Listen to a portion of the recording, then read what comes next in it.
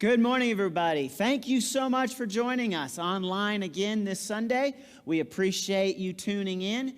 We may not be together physically, but we are together spiritually, and we are thankful that you are here with us today. So thank you so much for being part of our online worship service this morning. When I was a student in Texas, we went to a lectureship in Tennessee. And on this lectureship, there was a presentation on Philippians chapter 2. And the topic was on humility, and the speaker did a phenomenal job. It was a powerful sermon about how we need to have humility in our lives and not allow arrogance to overcome us. As I was listening to the lesson, it was convicting, it was powerful, and I kept seeing myself and my pride in that sermon. And I was feeling just really brought low, but also inspired to do better. So when the sermon was done, I stood up and I was about to say to the person who was behind me that was a wonderful sermon, that was so powerful. And he looked at me and he said, "Matthew, you really needed that."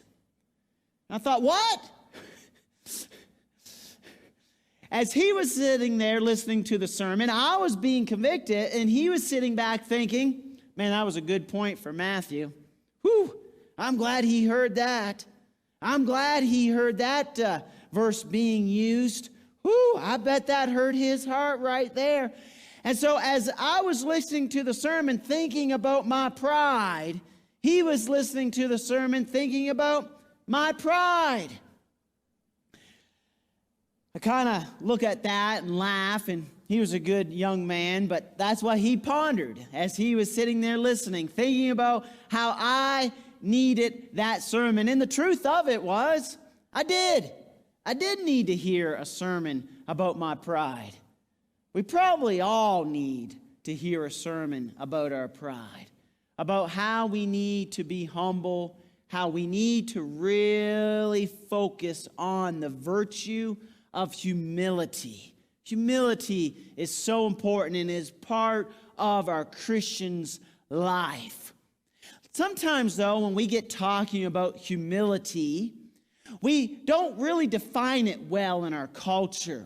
We almost think of humility as thinking less of ourselves, that we grovel, we put ourselves down, that we don't have a positive self-esteem. But that's not really humility. That's not how God would want us to view ourselves. I really like a quote from C.S. Lewis, who says, humility is not thinking less of ourselves, but thinking of ourselves less. That we remove ourselves and our selfishness from the equation, that we don't really think about ourselves. We think about ourselves less because we're thinking about others, that we have more of a perspective of what others are doing in life, that we're not concerned with our own demands, our own perspectives, our own point of views, but we're really pondering the people around us. I really like C.S. Lewis's quote. Humility is not thinking of ourselves less, but thinking of ourselves less. One of the greatest classic texts on humility comes from Philippians chapter 2, verse 3 to 9. And this is theologically rich, and it gives us a great perspective of how we can be in this world, because we learn about how Christ was in this world. Look what it says. Do nothing from selfish ambition or conceit, but in humility count others more significant than yourselves. Let each of you look not only to his own interests, but also to the interests of others. Have this mind among yourselves, which is yours in Christ Jesus, who, though he was in the form of God, did not count equality with God a thing to be grasped, but emptied himself by taking the form of a servant, being born in the likeness of men, and being found in human form. He humbled himself by being obedient to the point of death, even death on a cross. Therefore, God has highly exalted him and bestowed on him the name that is above every name. One of the great truths that we can learn about humility is to have this attitude. Look at the attitude that Christ has. Do nothing from selfish ambition or conceit, but in humility count others more significant than yourselves. Let each of you look not only to his own interests, but also to the interests of others. This idea of selfish ambition or conceit. Selfish ambition is being demanding, and conceit is to have empty opinions. So you can imagine what this looks like when you put it together. So you are demanding with empty opinions.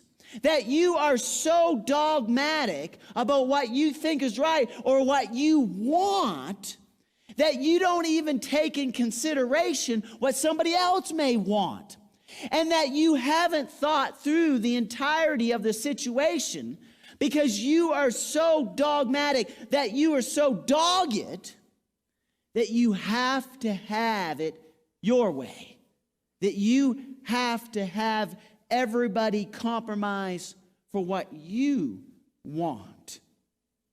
And so when you put that together, you find people who demonstrate those behaviors, selfish ambition or empty conceit, not considering others to be more significant.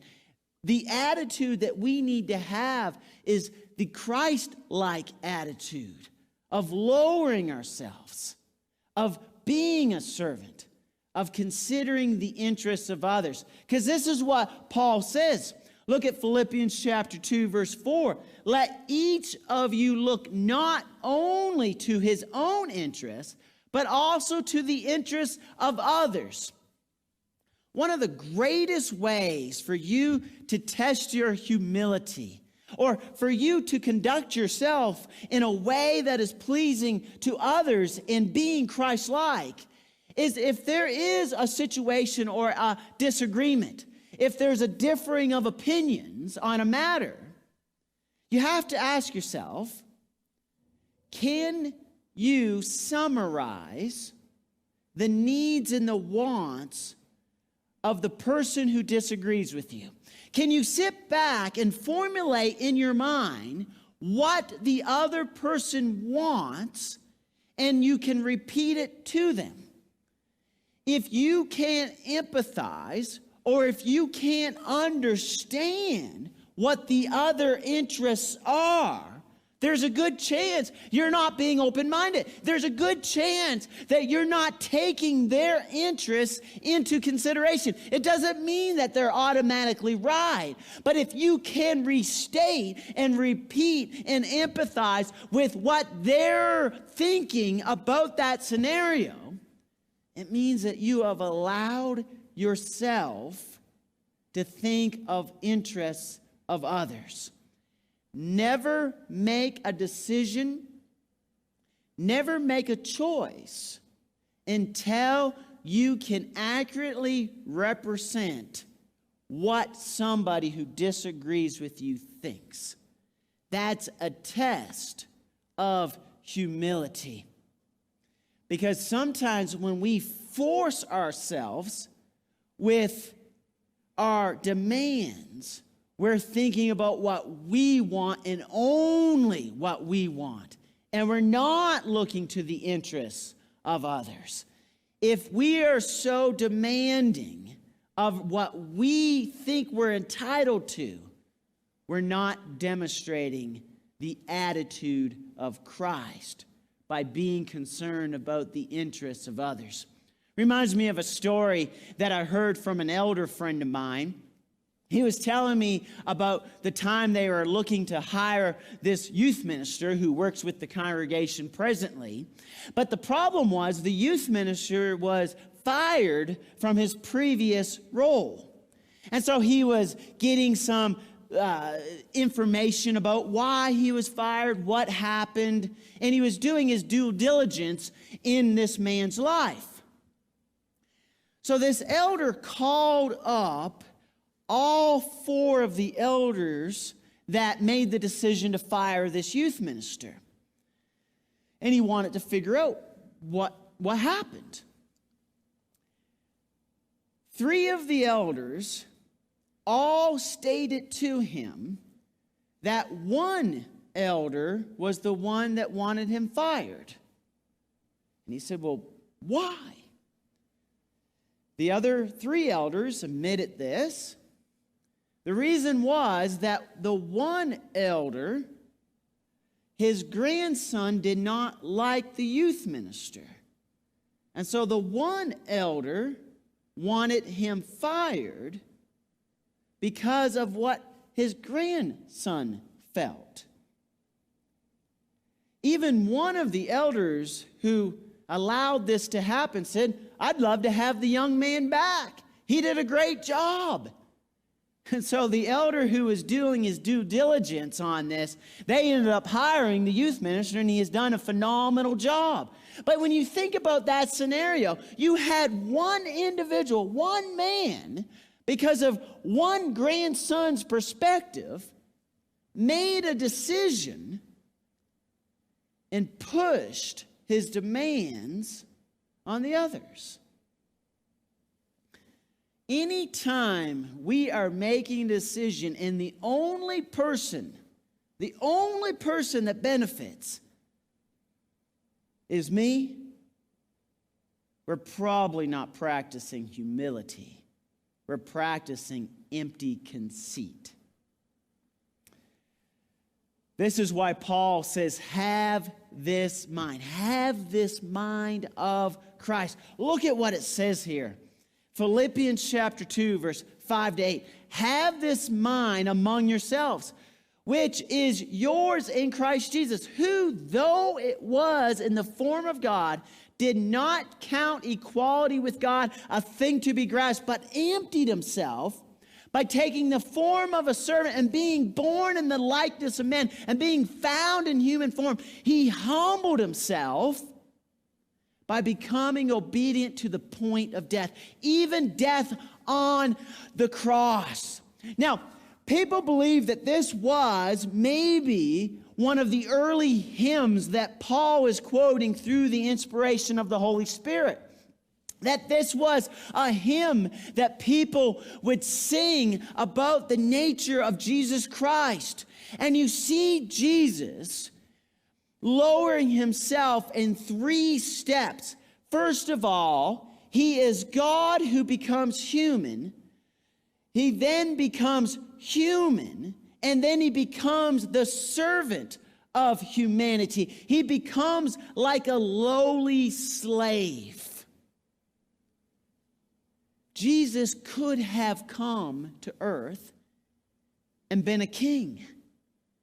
He could have come with all of the privilege and prosperity of humanity, but he doesn't. He comes as a servant, as someone who has nothing. He comes and he goes from God to human to criminal while he is on earth.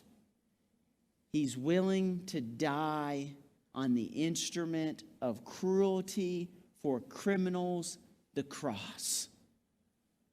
Now, I want to show you a slide about typology, because Jesus is the anti-Adam.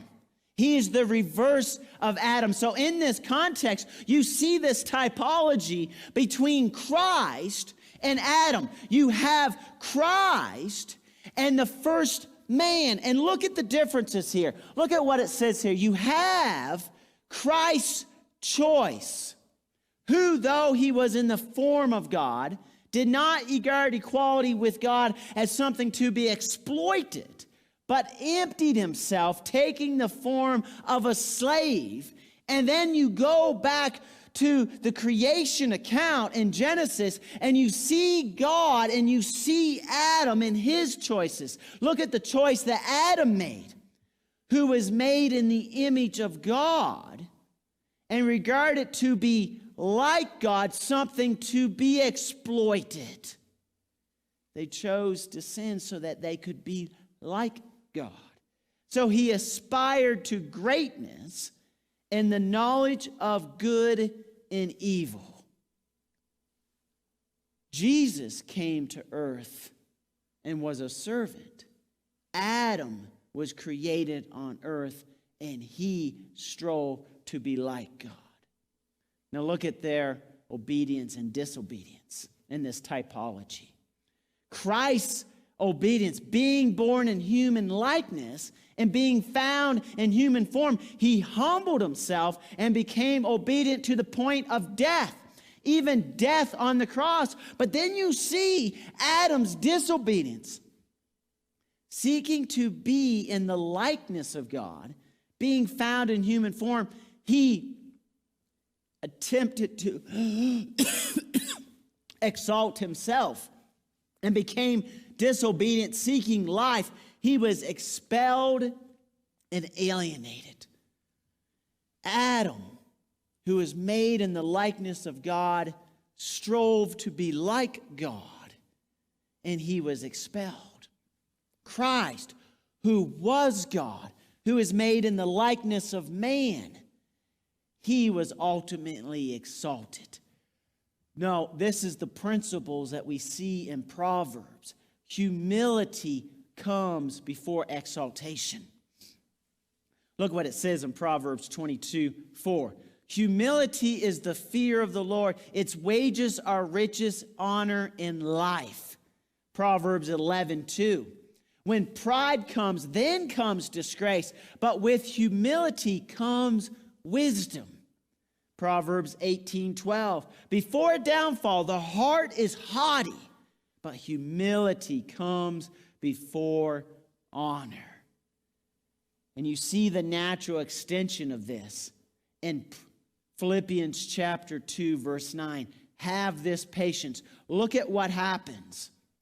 Therefore, God has highly exalted him and bestowed on him the name that is above every name.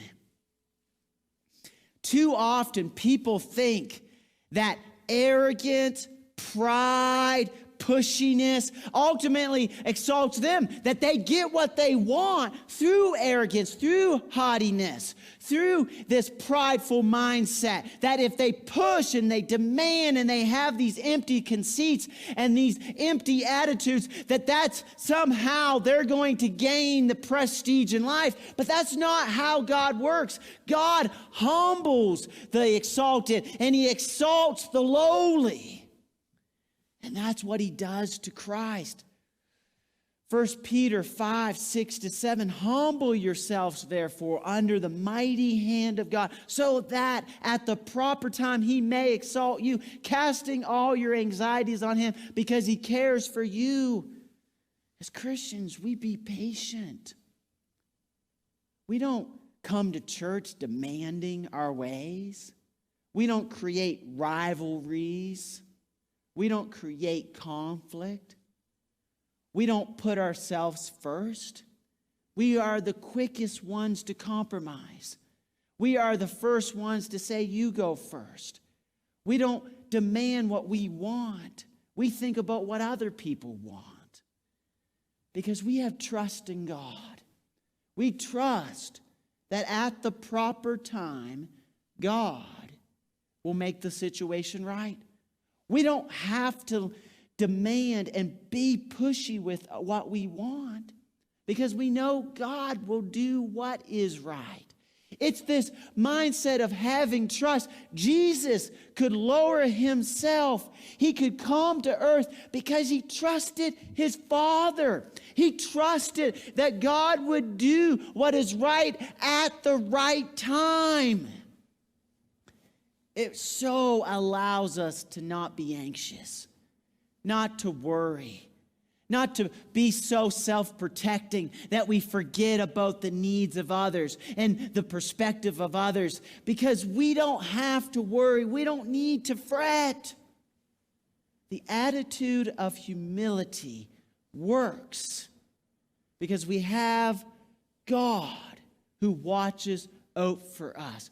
God is caring for us. So we don't have to care for ourselves. We don't have to push for ourselves.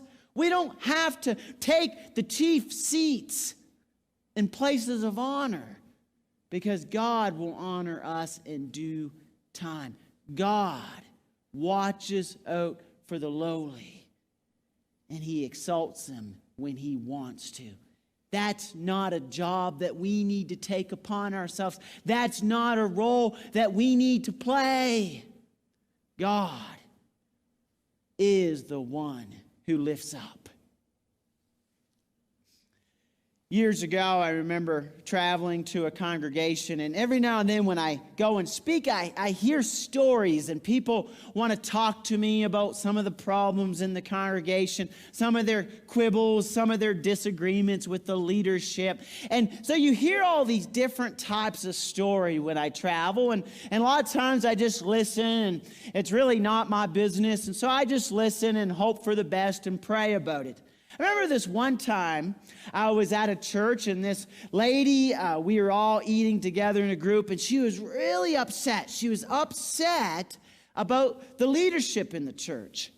And I said, well, what's the matter? And she was telling me that she was really mad at the congregation because she felt like her son wasn't getting the attention that he deserved.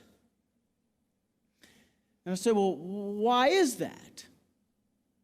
She goes, well, because the church is really trying to reach out to those who are kind of impoverished, those who are in the, maybe we would consider the needy category, those who were not as prosperous. And she was upset because she felt like the church cared more about the needy than they cared about her boy. And she didn't think that was a good priority. I just listened. I didn't say anything. I was a lot younger, and I didn't feel the need to state my opinion. But maybe I would today. I think I would look at her and say, so are you telling me you don't want people like Jesus in this church? Because Jesus was needy. Jesus was impoverished. Jesus didn't have a home. Jesus was not highly esteemed.